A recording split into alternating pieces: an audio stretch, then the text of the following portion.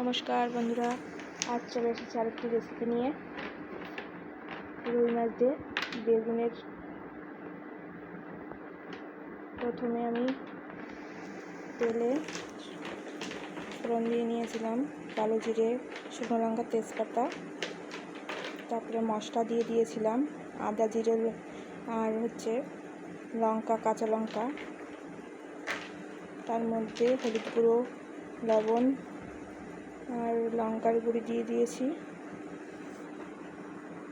মশলাটা ভালোভাবে কষে নেব।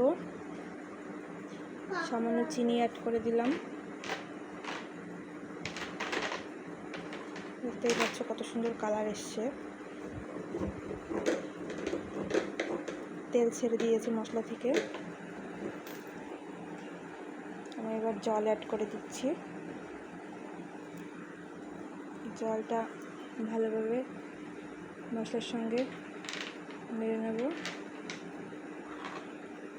জল ফোটা অপেক্ষা করব। জল ফুটে গেছে।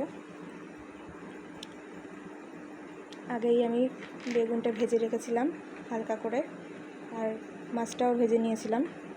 তো আমি ঝোলে মাছ দিয়ে দিচ্ছি।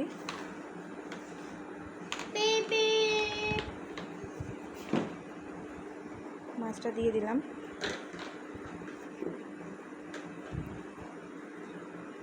মাছটা অ্যাড করে দিয়েছি। একটু সময় ফুটিয়ে বেগুনও দিয়ে দেব।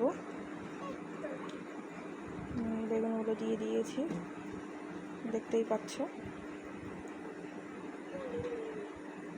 এরকম হালকা পাতলা মাছের ঝোল খেতে খুবই ভালো লাগে গরম ভাতের সঙ্গে পরিবেশন করলে। তোমরা অবশ্যই বাড়িতে ট্রাই করো। আমি একটু গরম মশলা অ্যাড করে দিলাম। মাছের ঝোলে একটু গরম মশলা অ্যাড না করলে ভালো লাগে না। অ্যাড করে দিয়েছি। মাছের ঝোলটা হয়ে গিয়েছে। দেখতেই পাচ্ছ কত সুন্দর হয়েছে। দেখতেও যেমন সুন্দর, খেতেও তেমন সুন্দর। প্লিজ তোমরা বাড়িতে করে দেখো।